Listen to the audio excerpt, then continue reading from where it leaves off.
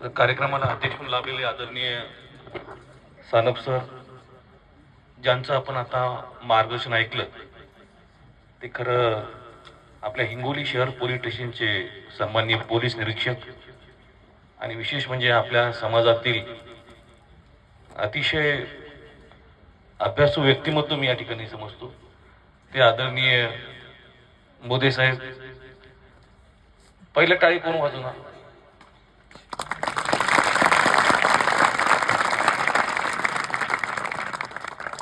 मी हळूहळू बोलायलो म्हणून तुम्ही टाळ्या कमी केल्या. आणि खरं सांगायचं म्हणजे मी ज्यांना आणलं होतं अजून ते आदरणीय कुर्डे साहेब, मला असं वाटलं होतं की त्यांनाही तुमच्याशी मला किनवटचे आहेत ते आपले कुर्डे साहेब आणि खूप चांगलं त्यांचं काम आहे आणि तुमच्याशी त्यांचं बोलणं करून द्यायचं होतं, पण आम्हाला आता अर्जंट वसमतला बिरसा मुंडा जयंती आणि सगळेजण वाट बघतायत, तर तिथले प्रमुख व्याख्याते ते आदरणीय कुर्डे साहेब आहेत. आदरणीय बुरक्याचे वाडीचे खोकले सर, आमचे सहकारी बबनराव डुकरे, आदरणीय उरकुटे सर, शिंदे सर, दुधाळकर सर, आदरणीय घेरे मॅडम आणि नाकले मॅडम, उपस्थित सर्व अजर भाई क्या अजर भाई, एक सन्माननीय पोलीस कर्मचारी आहेत त्यांच्यासाठी पण जोरदार टाळ्या वाजवल्या.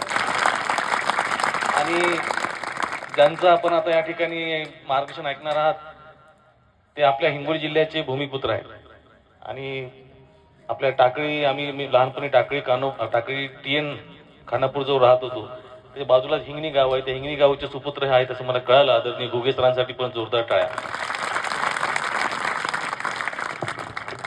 तर मला एकच म्हणायचं, आपल्यातला आश्रमशाळेतला माणूस म्हणून मी म्हणलं बा 2 मिनिट थांबा. आश्रमशाळेतून सर शिकले आणि आज त्यांनी 2-3 परीक्षा राज्यसेवेची पूर्ण केली. आपण कोणत्या गोष्टीमध्ये निराश असतो, कोणत्या गोष्टीत परेशान असतो, हे मला अजूनही प्रश्न पडलेला आहे. मला माहित नव्हतं तुमचं आश्रमशाळेतून शिक्षण झालंय म्हणून. आणि मला खूप काळे सर, सॉरी तुमचं नाव घ्यायचं राहील, तर मोदी सर खरं तर आश्रमशाळेतून शिकलेत. जलदारा आश्रमशाळा किनवट जवळ आहे, तिथून शिक्षण घेतलं. आणि त्यांनी बघा त्यांच्या बोलण्यामध्ये लक्षात आलं मला की ते संयम कसा असायला पाहिजे. आपला नेमका प्रॉब्लेम काय, तर आपला प्रॉब्लेम आहे. नेमका प्रॉब्लेम कोणता हा शोधावा लागेल आपल्याला. तर साहेब तेच म्हणले की आपला प्रॉब्लेम काय ते शोधा. तर आपल्याला काय नेमका आपण वही घेऊन बसलो आणि आपल्या प्रॉब्लेमाची यादी करायला लागलो तर लक्षात येईल की वही तर भरून चाललेली आहे. तर याच्यामध्ये माझा चांगला गुण कोणता आणि वाईट गुण कोणता हे जर शोधायची पाळी आली तर 100% 100 पेजची वही तर आपली घरीच भरून जाते. त्याच्यामुळे चांगले पेजेस कधी भरतील याचा प्रयत्न करा. आपल्या आयुष्यामध्ये मी चांगला कधी वागू शकतो, वाईट तर काय वागू शकतो, कोणालाही मागून खोडी करू शकतो, कोणाला चिमटा घे, कोणाची केस ओढ, काय भानगडीत आपले तिथे. आज दिवसभरात मी काय केलं तर मी 100 जणांना नावं ठेवली की मूर्ख होता, हे तर कशाला बोलायला उभा राहायला लागला, हे तर माझा जीवच घेते काय की. म्हणजे आपल्याकडे लोकांना नावं ठेवण्यासाठी काय कमी मॅडम, काय आपल्याकडे लिस्टच आहे आपल्याकडे. सकाळपासून मी किती जणांना नावं ठेवले याची जर यादी करायला लागलो तर त्याची यादी लांबतच जाणार. आम्ही कोणाकोणाला चांगलं बोललो ती यादी फारच कमी राहील. त्यामुळे आयुष्यामध्ये इतरांना नाव ठेवणं पहिल्यांदा कमी केलं तर चांगले गुण आपले वाढतील. आणि सरांनी तेच सांगितलंय, जर तुम्हाला एक मोठा अधिकारी जर व्हायचा असेल तर पहिल्यांदा आपण टीका करणं बंद केलं पाहिजे. विनाकारण टीका, अरे काय गरज आहे, तुम्हाला काय ठेका दिला काय टीका द्यायचा, याच्यावर नाव ठेव, त्याच्यावर नाव ठेव, हे खराब आहे, हे चांगलं नाही, हे असं आहे तसं. अरे काय पडलंय काय त्याच्यामध्ये, तू कोण आहे,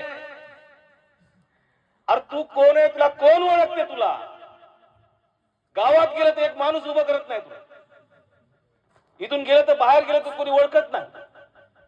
कोणता गर्व आहे माणसामध्ये एवढा आणि कशाचा गर्व आहे. अरे मी काहीतरी चांगलं केलं पाहिजे, माझ्याकडे 4 माणसांनी येऊन म्हणले पाहिजे अरे भैया ये इथे बस, ताई ये तू इथे, एवढं तरी माझ्याकडे राहिलं पाहिजे. नोकरी नाही तर नाही केली यार, नोकरी काय विषय त्यामध्ये, पण मी चांगला विद्यार्थी म्हणून तरी माझं नाव माझे सहकारी घेतात का नाही. समोर तर कोणी चांगलं म्हणणार आहे, माघारी म्हणते अरे हे कशाला आलं माझ्या पुढे.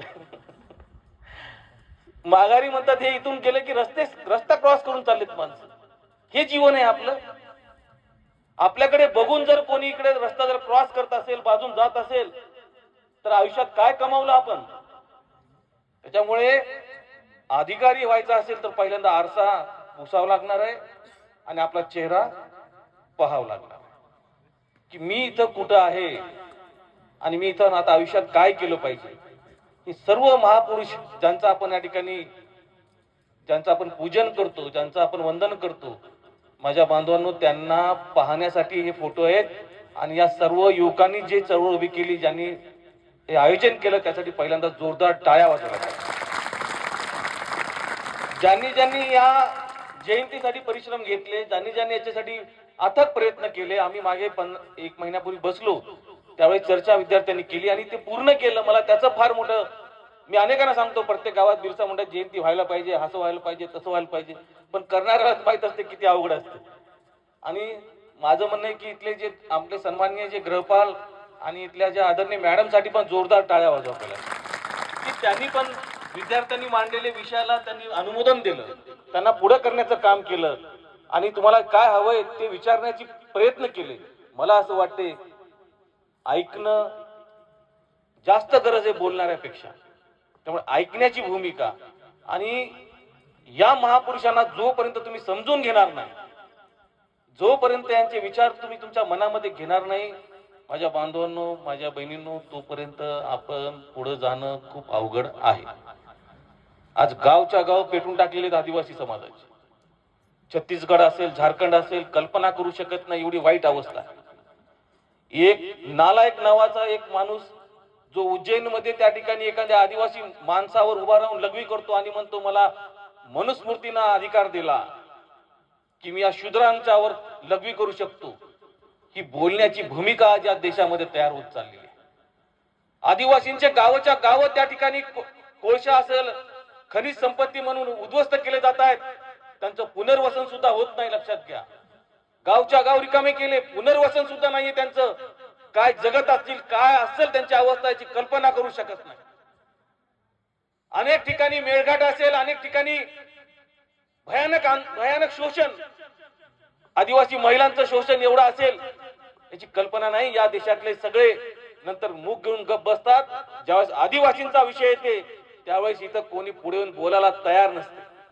त्यावेळेस आमच्या बहिणीवर ज्यावेळेस अन्याय होते, त्यावेळेस ही जातीवादी विचारांची माणसं, त्यावेळेस त्यांच्या हातातल्या मेणबत्त्या कुठं पडतात हा प्रश्न या ठिकाणी पडतो. ही काय अवस्था या ठिकाणी निर्माण करून ठेवलेली आहे, कोणत्या भूमिकेने या ठिकाणी चाललोय आपण. त्यामुळे आपल्याला फुले शाहू आंबेडकर या ठिकाणी कळणं ही काळाची गरज. आज आमच्या 2-3 बहिणी या ठिकाणी आल्या, 2-3 मुलं या ठिकाणी बोललेत, हे खूप अभिमानाचा क्षण मला या ठिकाणी वाटला. म्हणून तुम्हाला संघर्ष करायचा आहे. हे जीवन जे आपले माणसं या ठिकाणी, आज साहेबांनी एक नकळत एक छोटासा उल्लेख केला की पुढचं जीवन अवघड आहे. खरंच पुढचं जीवन अवघड.